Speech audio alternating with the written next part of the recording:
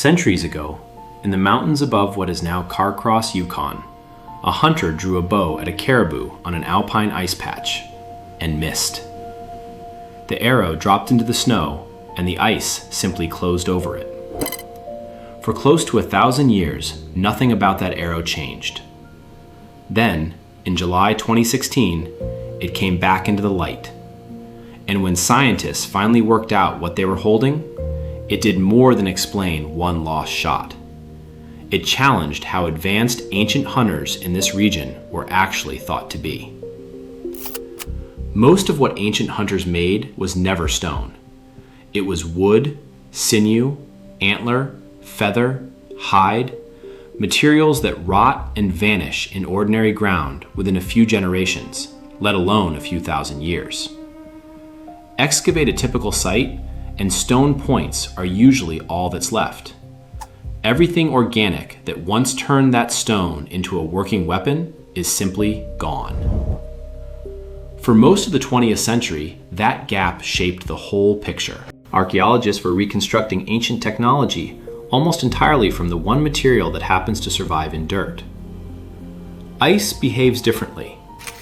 A patch of alpine ice that never fully melts acts like a natural freezer, sealing wood and sinew and hide in place instead of destroying them. In 1997, that difference turned into a discovery. Sheep hunters in southern Yukon noticed an odd smell drifting off a shrinking patch of ice. Old caribou dung, exposed for the first time in thousands of years. Where there was dung, there had been caribou. And where there had been caribou, Yukon government archaeologist Greg Hare and his colleagues soon found there had been hunters too.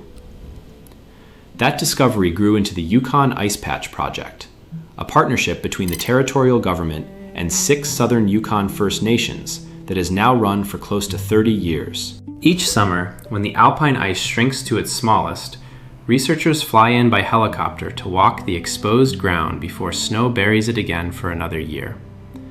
By July 2016, the project had already pulled hunting tools made of wood, antler, and bone out of more than 40 ice patches. On this particular day, Hare wasn't even working a site. He was showing a documentary film crew around the mountains, flying in 2 helicopters, when they spotted caribou on a nearby slope. Hare's helicopter dropped down to land, simply to get out of the film crew's shot. It was a small, almost forgettable decision, and it put Hare on a patch of ice his team would never normally have bothered with, the kind that, by his own account, melts out early most summers and usually gets skipped entirely. While the crew filmed, someone noticed something sticking out of the surface, an antler arrow point, half buried, so cleanly preserved it looked like it had just been fired.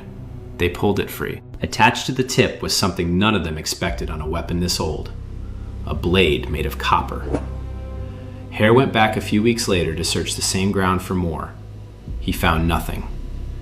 The ice patch that had held this arrow for the better part of 1,000 years had melted away completely in the meantime, leaving only a smear of half-frozen caribou dung. Whatever else it had been protecting was gone. They had landed there by pure chance in the only window they would ever get. At first, the find looked like a satisfying but fairly routine addition to the collection. One more ancient weapon in a project that had already logged over 200 dated artifacts. Interesting, not obviously historic. Then the radiocarbon results came back. 936 years old. That single number changed the object's whole significance. Copper doesn't appear anywhere in the Yukon archaeological record before roughly 1,000 years ago. This arrowhead sat almost exactly at that starting line, one of the oldest pieces of worked copper ever recovered in the territory, and by Hare's own account, among the earliest evidence of bow and arrow hunting found in the region as well. 2 separate technological turning points, dated to nearly the same narrow window, on the same object. For a moment, it seemed like the story was finished. Old arrow, rare material, interesting age, case closed. But that date opened a bigger question than the one it answered. What else had been happening at this turning point that stone tools alone could never have shown anyone. Here's what makes the timing so striking.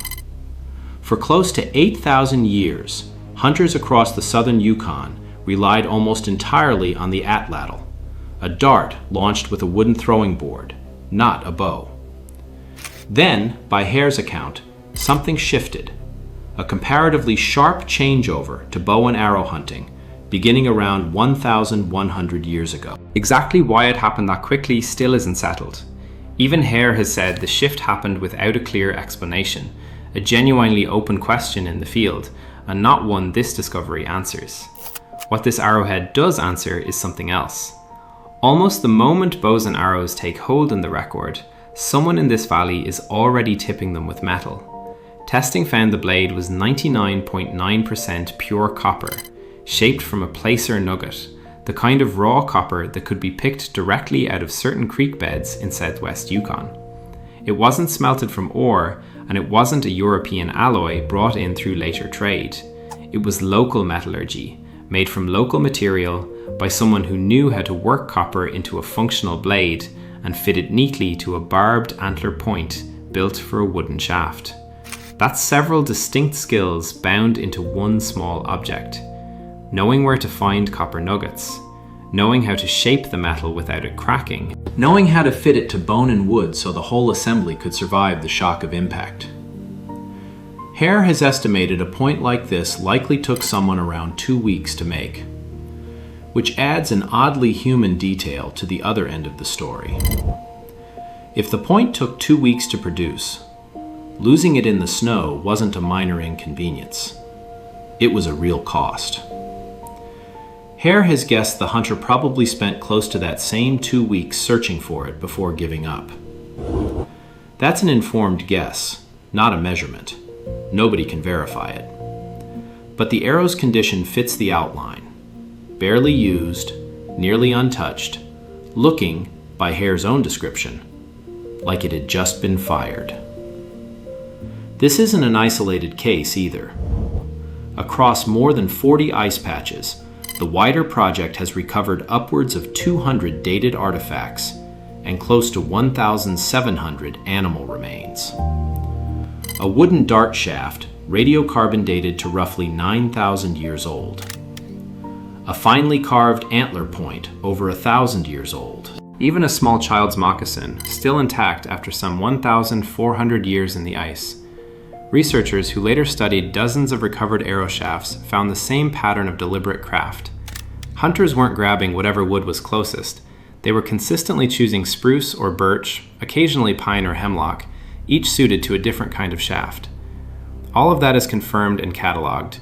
What's genuinely still unresolved is how much more of that deeper picture, the full range of tools used before copper and later iron entered the region, has already thawed out of these patches and been lost, in years when nobody happened to be standing there to see it. So does one copper-tipped arrow really rewrite how advanced ancient hunters were? Not on its own, but it's a physical marker for something the wider ice patch record has been demonstrating for close to 30 years now. Stone tool archaeology was never exactly wrong. It was incomplete. It could show that people hunted in these mountains. It couldn't show that, by roughly 900 years ago, local hunters were also working metal to a purity of 99.9%, fitting it precisely into composite weapons, entirely independent of any outside contact. For the Carcross/Tagish First Nation, whose traditional territory holds this exact site, the discovery means something more personal too.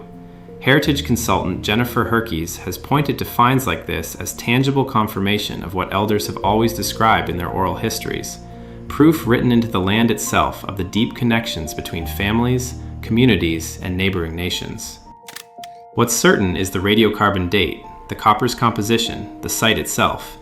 What's a well-supported interpretation is how long the point took to make, and how long someone may have searched for it.